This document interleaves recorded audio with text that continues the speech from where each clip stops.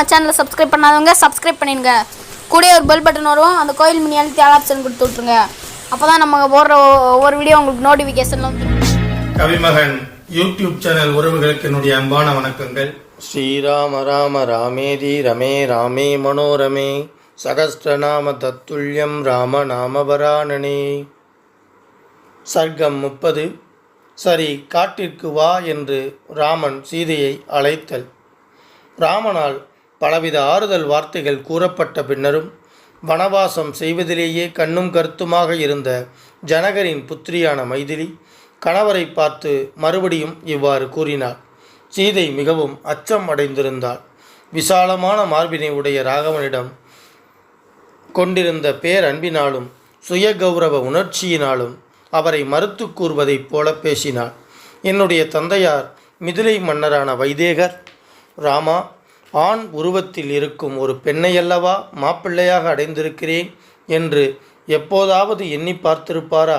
நெருப்பு கொழுந்தாய் சுட்டெரிக்கும் சூரியனைப் போல் தோற்றமுள்ள ராமனிடம் உண்மையில் பராக்கிரமம் இல்லை என்று உண்மை அறியாத உலக மக்கள் பொய்யாக பேசுவதை கஷ்டம் நான் கேட்கத்தான் வேண்டுமா? தாங்கள் எதை குறித்து வருத்தப்படுகிறீர்கள்? அல்லது யாரிடமிருந்து தாங்கள் பயப்படுகிறீர்கள்? தங்களை தவிர வேறு எதையும் எவரையும் சிந்தித்தறியாத என்னை இங்கேயே விட்டுவிட்டு போக ஏன் விரும்புகிறீர்கள்? வீரரே, யுமத்சேனருடைய குமாரன் சத்தியவானை அடியொற்றி சென்ற சாவித்திரியைப் போல தங்களுக்கு அடிமைப்பட்டு கிடப்பவள் நான் என்பதை அறிந்து கொள்ளுங்கள். மாசு மறுவற்ற ராகவனே, குலத்தை களங்கப்படுத்தும் பாமர பெண்ணை போன்றவள் அல்லல். நான் தங்களை தவிர வேறு எவரையும் மனத்தால் கூட நினைத்து பார்த்ததில்லை. தங்களை தவிர வேறு யாரையோ மட்டும் பார்க்கக்கூடிய சூழ்நிலையில் என்னை தனியே விட்டு போனால் தாங்க முடியுமா என்னால்? எனவே தங்களுடன் நானும் வருவேன். கன்னி பருவத்திலேயே மனம் செய்து கொண்டு நீண்ட காலம் தங்களுடனேயே வாழ்ந்து கொண்டிருக்கும் பதிவிரதையான என்னை, மனைவியை பிறரிடம் அடகு வைத்து ஜீவிக்கும் நடிகனைப் போல ராமா, என்னை பிறரிடம் ஒப்படைத்து செல்ல விரும்புகிறீர்களா? குற்றமற்றவரே, யாருக்கு அனுகூலமாக நடந்து கொள்ள வேண்டும் என்று தாங்கள் எனக்கு உபதேசம் செய்கிறீர்களோ, எவர் பொருட்டு தங்கள் பட்டாபிஷேகம் நிறுத்தப்பட்டதோ அந்த அவருக்கு வசப்பட்டவராகவும் கட்டளைப்படி நடப்பவராகவும் தாங்கள் வேண்டுமானால் இருங்கள். அது என்னால் முடியாது. தாங்கள் என்னையும் உடனழைத்து செல்லாமல் காட்டிற்கு போகக்கூடாது. தவம் செய்வதாக இருந்தாலும், காட்டில் வசிப்பதாக இருந்தாலும், சொர்க்கம் செல்வதாக இருந்தாலும் சரி, நான் தங்களுடன் சேர்ந்தே அனுபவிப்பேன். காட்டுப்பாதைகளில் நடந்து நடந்து எனக்கு களைப்பு ஏற்பட்டு விடுமே என்று எண்ணாதீர்கள். தங்களுக்கு பின்னால் போகும் நான் மலர் தோட்டத்தில் சுற்றி வரும்போதும் கட்டிலில்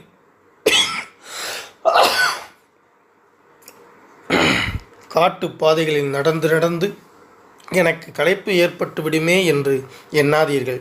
தங்களுக்கு பின்னால் போகும் நான் மலர் தோட்டத்தில் சுற்றி வரும்போதும் கட்டிலில் படுத்துறங்கும் போதும் ஏற்படும் உல்லாசத்தையே அனுபவிப்பேன். காட்டிற்குள் செல்லும் தடங்களில் புற்களும் புதர்களும் கோரை நாணல்களும் முள் மரங்களும் என் உடலில் படும். ஆனால் தங்களுடன் செல்லும் எனக்கு அவை பஞ்சினால் தடவி கொடுப்பது போலும் மான் தோலை தொடுவது போலும் இன்பம் பயப்பதாகவே இருக்கும். என் ஆருயிர் நாதரே, அவ்வப்போது பெருங்காற்று கிளம்பி புழுதிகளை வாரி என் மேல் கொட்டும். அந்த புழுதி படலத்தை உயர்ந்த சந்தனப்பூச்சாகவே எண்ணிக்கொள்வேன். காட்டு வழியில் செல்ல தீர்மானித்து விட்ட ஸ்ரீராமா, காட்டின் உட்பகுதியில் இளம் புற்று அறைகளில் படுத்து உறங்குவேன். அதை காட்டிலும் மேலான சுகம் விதவிதமான விரிப்புகளை உடைய அழகான கட்டிலில் படுக்கும்போது கூட கிடைக்காதே. தாங்கள் தங்கள் கையால் பறித்து கொண்டு வந்து குறைவாகவோ நிறைவாகவோ கொடுக்கும் இலை, கிழங்கு, பழம் அதுவே எனக்கு அமுதபானத்திற்கு சமமாக இருக்கும். போய்கொண்டே இருக்கும்போது அந்தந்த பருவ காலங்களில் கிடைக்கும் பழங்களை புசித்தும் மலர்களை கண்டும் அனுபவித்து கொண்டே மகிழ்ச்சியடையும் நான் தாய், தந்தை, வீடு, வாசல் ஆகிய எதை பற்றியும் நினைத்து பார்க்க மாட்டேன். அங்கு சென்று வசிக்கத் தொடங்கியதும் தங்களுக்கு அனுகூலமில்லாத எந்த காரியத்தையும் நான் செய்ய மாட்டேன். என்னால் தங்களுக்கு எந்த கஷ்டமும் ஏற்படாது. தங்களால் மிகவும் கஷ்டப்பட்டு காப்பாற்றப்பட வேண்டியவளாக ஆக மாட்டேன். தாங்கள் இருக்கும் இடமே எனக்கு சொர்க்கம். தாங்கள் இல்லாத இடம் நரகம். என்ற என் உறுதியான நம்பிக்கையை மனத்தில் ஏற்று ஸ்ரீராமா, என்னையும் தங்களுடன் மிகவும் திருப்தியுடன் அழைத்துச் செல்லுங்கள். வன வாழ்க்கையின் கஷ்டங்களை அறிந்து கொண்டும் அச்சப்படாமல் இருக்கும் என்னை அழைத்துச் செல்லாவிட்டால் இப்போதே விஷத்தை குடிப்பேன். பிறருடைய ஆதரவில் வாழ்க்கை நடத்த மாட்டேன். என்னை துறந்துவிட்டு தாங்கள் காட்டிற்கு போவீர்களே, ஆனால் பின்னர் என் உயிர் உடலில் நிற்காது என்பது திண்ணம். ஆகவே இப்போதே தங்கள் எதிரிலேயே உயிரை விடுதல் மேலானது. இப்படிப்பட்ட பிரிவு என்னும் மாபெரும் சோகத்தை ஒரு முகூர்த்த காலம் கூட என்னால் பொறுத்து கொள்ள முடியாது என்றால் 14 ஆண்டு காலம் துக்கத்தை தாங்கிக் கொண்டிருக்க முடியுமா என்ன? 10 ஆண்டு காலம் தண்டகாரண்யத்தில், 3 ஆண்டு காலம் பஞ்சவடியில், ஓராண்டு காலம் இலங்கையில் என்றபடி இவ்வாறாக சோகத்தீயில் வெந்து கொண்டிருந்த அவள் நெடுநேரம் கருணை தோன்றும்படி புலம்பித் தள்ளிவிட்டு கணவனை இறுகத் தழுவிக்கொண்டு கேவி கேவி அழுதாள். இவ்வாறாக சோகத்தீயில் வெந்து கொண்டிருந்த அவள் நெடுநேரம் கருணை தோன்றும்படி புலம்பித் தள்ளிவிட்டு கணவனை இறுகத் தழுவிக்கொண்டு கேவி கேவி அழுதாள். விஷம் தோய்க்கப்பட்ட பல பானங்களால் தைக்கப்பட்ட ஒரு பெண் யானை எவ்வாறு துடித்து போகுமோ அவ்வாறே முன்னர் ராமன் கூறிய சொற்களால் தாக்கப்பட்ட சீதை அதுவரை அடக்கி வைத்திருந்த கண்ணீரை வழியவிட்டாள். தாங்க முடியாத வருத்தம் காரணமாக அவள் கண்களிலிருந்து தாரையாக கொட்டிய படிகம் போன்ற கண்ணீர் 2 தாமரை மலர்களிலிருந்து நீர் கொட்டுவதைப் போல் இருந்தது.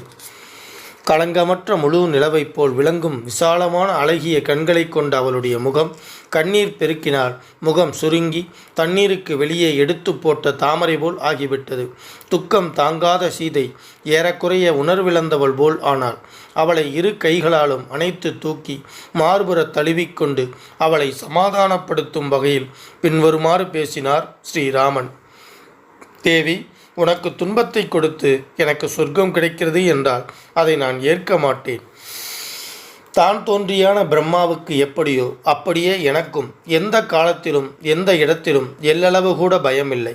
அழகிய முகமுடையாளே, காட்டில் உன்னை பாதுகாப்புடன் வைத்துக் கொள்வதற்கு எனக்கு ஆற்றல் உண்டு என்றாலும் உன் அந்தரங்க அபிப்பிராயத்தை தெரிந்து கொள்ளாமல் உன்னை காட்டுவாசியாக்க நான் விரும்பவில்லை. மைதிலி, நீ என்னுடன் காட்டில் வாழ்வதற்காகவே சிருஷ்டிக்கப்பட்டுள்ளாய். எத்தனை ஆபத்துக்கள் வந்தாலும் கலங்காத நெஞ்சமுடையவன் தன்னுடைய கீர்த்தியை இழந்துவிட விரும்புவானா? மாட்டான். புகழின் உச்சியில் இருப்பவன் அதை இழப்பதைக் காட்டிலும் உயிர் விடுவதையே மேலானதாக கருதுவான். அழகானவளே, தர்மம் என்பது பண்டைய காலத்திலிருந்து சான்றோர்கள் நடந்து காட்டும் வாழ்க்கை நெறியாகும். அந்த நல்வழியை இப்போது நானும் பின்பற்றுவேன். எப்போதும் சூரியனோடு கூடவே இருக்கும் சொற்சலாதேவி போல நீயும் என்னுடனேயே இருப்பாய். ஜனகர் மகளே, நான் காட்டிற்கு போக மாட்டேன் என்பது இல்லவே இல்லை. தந்தையாரின் சத்திய பிரதிஜை என்னை வனத்திற்கு அழைத்துச் செல்கிறது. கவினுறு நங்காய் தாய் தந்தையரின் வசத்தில் அவர்கள் கட்டளைக்கு கீழ்ப்படிந்து இருப்பதுதான் மேலான அறம். ஆகவே தர்ம விதியை புறக்கணித்துவிட்டு நான் உயிர் வாழ உடன்படேன். கண்ணுக்கு தெரிகிற தாய் தந்தை குரு ஆகியோரை மீறி அவருடைய கட்டளைக்கு கட்டுப்படாமல் கண்ணுக்கு புலனாகாத ஒரு தெய்வத்தை ஆராதித்து என்ன பயன்? நற்தடங்கண்ணாலே எந்த ஒரு தர்மத்தை கடைப்பிடிப்பதால் தர்மார்த்த காமங்கள் ஒருங்கே கிடைக்குமோ, 3 உலகங்களும் பூஜிக்கப்பட்டதாக ஆகுமோ, தாய் தந்தை குரு என்கிற 3ஐ தவிர வேறொரு புண்ணிய மூர்த்தி இந்த பூமண்டலத்தில் இல்லை. அதனால்தான் இம்மூவரும் மக்களால் ஆராதிக்கப்படுகிறார்கள். சீதே, தந்தையின் விருப்பப்படி சேவை செய்வதால் எவ்வளவு புண்ணியம் கிடைக்குமோ அவ்வளவு புண்ணியத்தை சத்தியம் பேசுவது, கொடை வழங்குவது, பெருமை பெறுவது, ஏராளமான தட்சிணை கொடுத்து யாகங்கள் செய்வது இவைகளால் கொடுக்க முடியாது. குருமார்களுக்கு தாய் தந்தை குரு பணிவிடை செய்வதையே கடமையாக கொண்டவனுக்கு சொர்க்கம், செல்வம், தானியம், ஞானம், புதல்வர்கள், சௌக்கியங்கள் இவையெல்லாம் அடைய முடியாதனவ அல்ல. தாய் தந்தையருக்கு பக்தியுடன் பணிவிடை செய்வதையே ஒரே கடமையாக கொண்ட உத்தம மனிதர்கள் தேவ, கந்தர்வ, கோலோக, பிரம்மலோகம் ஆகியவற்றை அடைகிறார்கள். ஆகவே சத்திய தர்ம வழியில் நிலை பெற்றிருக்கும் என் தந்தை என்ன கட்டளை இடுகிறாரோ அதை சிறமேற்கொண்டு நடக்கவே நான் விரும்புகிறேன். ஏனென்றால் அதுதான் தொன்று தொட்டு வரும் தர்மம். சீதே, என்னை பிரிந்து சீதே, என்னை பின்தொடர்ந்து வந்து காட்டில் வசிக்கப் போகிறேன் என்று உறுதி கொண்டு விட்டாய். எனவே என்னுடைய பழைய முடிவை மாற்றிக்கொண்டு உன்னையும் தண்டகாரண்யத்திற்கு அழைத்துச் செல்லும் முடிவுக்கு வந்துள்ளே. அழகியவளே, மயக்கும் விழியாளே, அச்சம் என்ற பண்பு உடையவளே, நீ என்னுடன் காட்டில் இருப்பதற்காகவே படைக்கப்பட்டுள்ளாய். என்னை பின்தொடர்ந்து வா. என்னுடன் இருந்து நான் செய்யும் அறக்கடமைகளில் பங்கு பெறுவாய். சீதே, நீ என்னுடன் செல்வது என்ற மேலான முடிவை செய்திருக்கிறாயே, அது என்னுடைய பரம்பரைக்கும் உன்னுடைய குலத்திற்கும் ஏற்ற மாண்புமிக்க செயலாகும். அழகியவளே, வனவாசம் செல்வதற்கு முன் செய்ய வேண்டிய தானம் முதலிய கர்மாக்களை உடனே தொடங்கு. சீதே, நீ என் அருகில் இல்லாவிட்டால் நான் சொர்க்கத்தை கூட விரும்ப மாட்டேன். மறைமொழி மாந்தர்களுக்கு ரத்தினம் போன்ற உயர்ந்த செல்வங்களை கொடு. யாசகம் கேட்டு வரும் எளியோருக்கு நல்ல வகையான உணவு கொடு. விரைவாக காரியங்களை செய், தாமதம் செய்யாதே. என்னுடைய விலை உயர்ந்த ஆபரணங்கள், உயர்தரமான ஆடைகள், கவின்மிகு கலைப்பொருட்கள், விளையாட்டு ஜாமான்கள், அரை அலங்கார பொருட்கள், படுக்கைகள், வாகனங்கள் மற்றும் வேறு என்னென்ன இருக்கின்றனவோ அவைகளையும் அந்தணர்களுக்கு கொடுத்து மிகுந்திருப்பதை உன் பணியாளர்களுக்கு கொடு. கணவர் தான் காட்டிற்கு செல்வதற்கு இசைந்து விட்டார் என்பதை உணர்ந்து கொண்ட சீதாதேவி அப்போதே பொருட்களையெல்லாம் வாரி வழங்கத் தொடங்கினாள். பின்னர் தன்னுடைய எண்ணம் நிறைவேறியதால் மனம் மகிழ்ந்தவளும் நல்வுள்ளம் கொண்டவளும் புகழ் பெற்றவளுமான அந்த பெண்ணரசி கணவருடைய சொற்படி அறநெறி நிற்கும் மறைமொழி வல்லுநர்களுக்கு செல்வங்களையும் நவரத்தினங்களையும் கொடுப்பதற்கு முற்பட்டாள். ஸ்ரீமத் வால்மீகி ராமாயணம் அயோத்தியா காண்டத்தில் 30வது சர்க்கம் முற்றிற்று.